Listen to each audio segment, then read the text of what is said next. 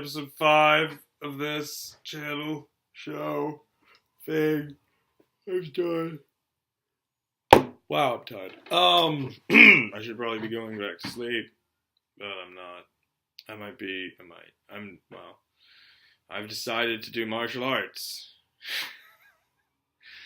This time. We'll see how far I get. As my mom says, I'm not the kind of human being that should be fat. My body type is just not a body that gets fat. Like, when I was young, I would eat a lot, which is typical for males. But, you know, sometimes if you don't eat properly, you still get fat. Now, I don't really get fat here or here. I get fat stomach-wise, and it's awful. It's disgusting. One time, my sister even told me that, I've never seen Andy with a belly, and now Andy has a belly, which Andy doesn't want, by the way. He wants to be fit. And to be honest, he hasn't been fit in a while. Sorry, I fucking hate this thing. Remember my, this thing? Pens? Well, I got a lot of them. I gotta sort through them. So this can go back in. Today's episode is going to be about... Once I figure this out, I'll know what the episode's about. Today's episode is going to...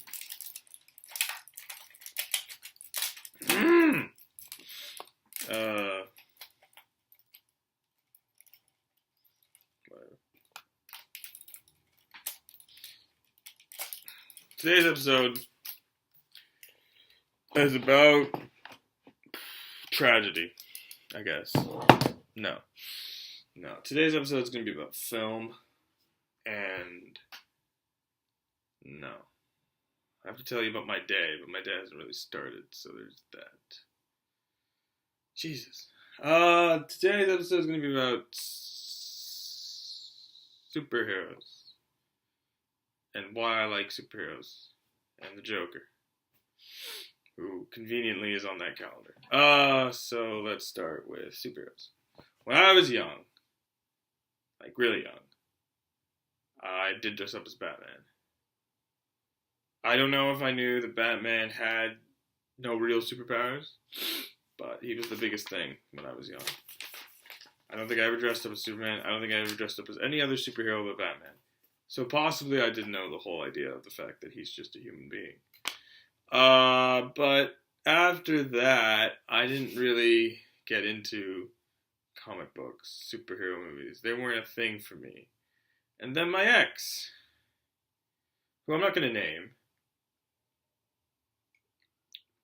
this time. Now everyone can now start shuffling through the videos to figure out who I mention. If you do that, you have no life. Seriously.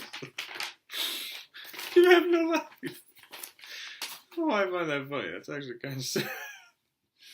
Anyway, point is, the debate here is, was she my ex, was she not my ex? It was her idea for us to date in the first place. I think she's really cool. I miss her. But I miss a lot of people. When I was 19, I had a mental breakdown. And when it occurred, I didn't really think it was me that it was happening to. I thought it was somebody else. Or I thought that this was some weird game that God was playing with me. And it turned out I was wrong, and I was going crazy. But the thing is about going crazy is when you dive into that black hole and come out smelling like roses, that's because you didn't dive deep enough. And I'm not encouraging you to dive deeper into the black hole, or whatever the hole I've just said.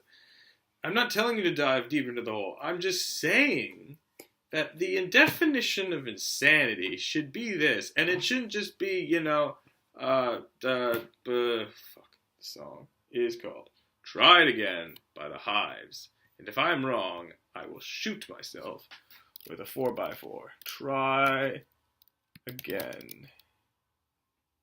Yeah, the Hives. It's a great song. And there's a great line from it that says the definition of madness is repeating is doing the same thing but expecting a different result. So the definition of insanity is trying to do something, failing at it, and still doing it anyway. So basically trying to find a different result to something that there is no different result to. Because you're doing the same thing, but the same outcome is happening. But I would also argue that insanity is this. You go into that hole, and you don't come out. So the world that you believe is your insanity. But if you believe in the world everyone else believes, you're not crazy. You're just like everybody else. So when I was in my little state, I actually thought that I was supposed to be crazy. So I acted crazy. But the problem is if you go so far deep into that hole or go so far deep into your mind and really start faking it till you make it, you actually become what you were faking. So if you're faking a mental illness, you consequently get one. So that was me. And that was me for years. And according to some people, like my doctors, my psychiatrist, and my therapist, they're actually both doctors. It's still going. It's still ongoing. I'm still crazy, apparently. And then, you watch 13 Reasons Why, and then you learn that Sky has bipolar, and I asked my therapist about that, and he's like, no, she has multiple personality disorder, or dissociative it doesn't matter. The point is, shows are not the world. Shows are not your life. If you watch Deadpool and think you can jump off a building and not die, you're an idiot. Also, you're dead. So you're a dead idiot. But let's get back to the comic book thing. So, yeah, my ex, or not my ex, she decided to just move on. Women do that. Men do the same thing. I'm not being sexist here. It's just the way of life. And I called her house once because my buddy George wanted me to, it's Valentine's Day. Maybe see if I can get back with Katie. Oops, I mentioned her name. Lawsuit. And I did call her house because her cell wasn't working, or maybe she changed the number. Doesn't fucking matter. Point is, I called her house and her asshole dad was like, Andy, don't call here. And then he hung up. And I said it was Andy. I could have said it was Jeff. I could have said it was the Joker looking for his Harley Quinn. But that would have probably gotten the police. Or not. Anyway. Yeah, there's that too. So, I was going a bit crazy after her and when I was not really with her. She made me sane. I know that makes no sense, but she did. I mean, she had a mental breakdown too. I don't really know what it was. She never really got into the details. I did end up finding who her ex-boyfriend was because of a fake account I created called The Riddler, which you don't need to see. It's not important to this video. And yeah, so I did that, and I became the Joker for probably a year almost. I did things that the police would question. I did things that I would have questioned if I was sound of mind, which I wasn't. But what I loved about her, or Katie, was the fact that she got me. No other girl has ever really understood what it's like to live with a mental illness. And no one else understood what it's like to be me. Except me. And I don't even understand how to be me, to be honest. I mean, no book will teach you, no show will teach you, no movie, nothing will teach you how to be you except you. And so you've got to figure out what that means and how you succeed, because we all want success and we all want to enjoy our jobs. Not everyone does, but we all want to. I'm unemployed. I wouldn't say it's the best thing that's ever happened to me, but I'm unemployed. Do I want to be unemployed? No. But I am. And that's just the reality of it. Do I want a job? Yeah.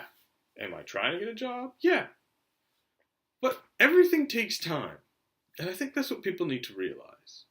Especially with all these school shootings. I mean, I think America should just be blown up.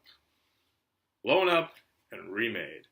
Sure, all of their little residents leave, so there's no casualties, human lives. But like, I understand that maybe 13 Reasons Why season 2 was tweaked. But again, really? A school shooting? And I'm sure it was prom. Apparently this is their last year of high school, so of course it's prom.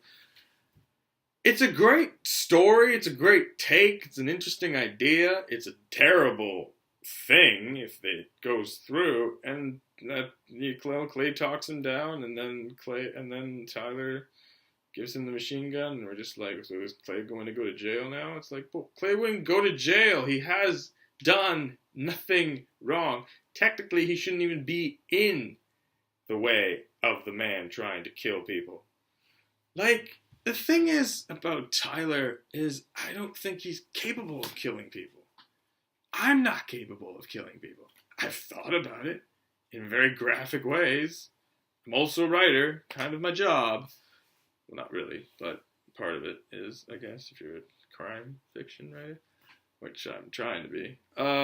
Point is that, yeah, I don't think he would have killed them all. There were 3 people that abused him. 3. And one of them was Montgomery, who should be fucking killed. Montgomery is a disgusting. People think Bryce Walker's awful. Bryce Walker is a rich, spoiled brat who can just fuck people, metaphorically and physically, and nothing happens to him. I mean, like, apparently Justin Foley went to jail longer than Bryce did, but that's because Bryce has a slew of good lawyers, and Justin doesn't. I mean, it made sense that he went to jail because, yes, he was a witness to a rape. That is a serious offense. He could have stopped it. Yeah, but he also couldn't have because he was weak and he tried and then he got pushed out. I don't even know if Bryce locked the door, but he could have broken the door down. He could have grabbed Bryce, put him in a chokehold. All things he could have done because he's physically fit or active. Anyway, the point is, this is not why I did this video. But I wanted to address this. I think it's important. I don't think that there should be a season 3. I don't really see what season 3 would entail. See, when you're creating a show, you've got to think about everything. You got to think about the viewers. You got to think about the writing. You've got to think about the actual show, the relationship between the people. It's not like writing a book. Because when you write a book and it gets published, that's it. You don't need to touch it anymore. If you want to write a sequel, there's your chance. But if you write a terrible book and it's published, and it's out there, and people are reading it, and you start like burning books in libraries that are yours, like you're just going to look like an idiot and a pyromaniac and probably go to jail. Because, fires in countries aren't really condoned. Anyway, the point is that all of this matters. So if you have a show that follows a very strict structure and then you break it in the second season, there's got to be a good damn reason. And there isn't a good damn reason. Like, the show is called 13 Reasons Why. For the book, it made perfect sense. For the show, season 1 made perfect sense. Season 2, there aren't really 13 reasons why. I mean, maybe every episode is a reason, but they're not the Polaroids. They're just some Polaroids. So what's season 3 going to be? Again, CDs? Like what? Why is each season now about someone who gets abused? Like, I feel like season 2 is just the wrap up of season 1. We don't need a season 3. We don't need another kid being abused. We got that. It's figured out. We understand. America is a terrible place right now. And Jay Asher wrote this before the school shootings. But, like,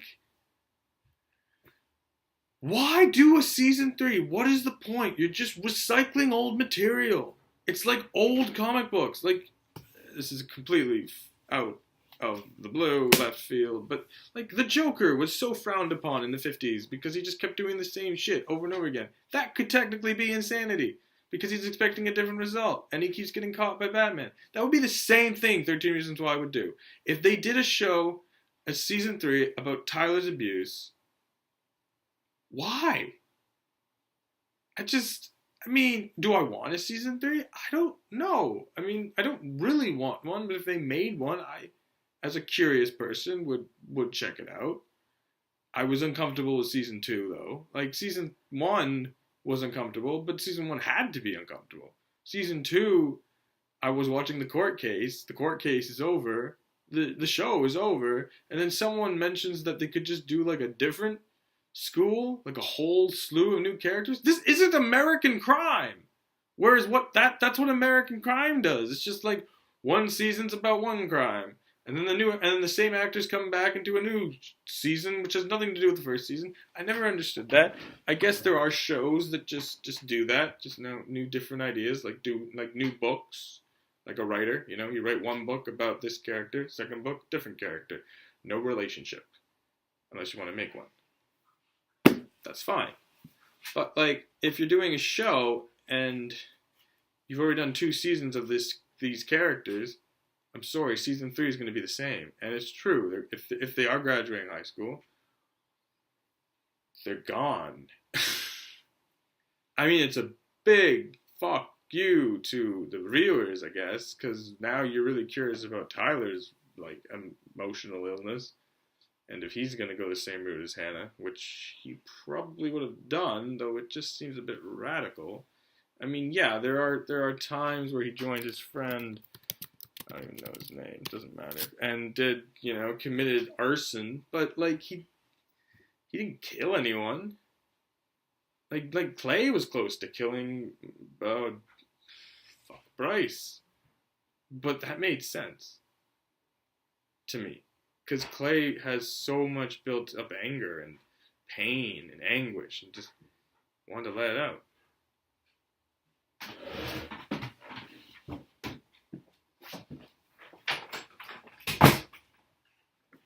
So I understand that. So, I mean, if Clay killed Bryce, would I be happy? Yeah, I would be. But if Tyler died, I'd be unhappy. I don't think he deserves to die, and I don't think that's really what the show is going for. If there are some edits and he does go into the school,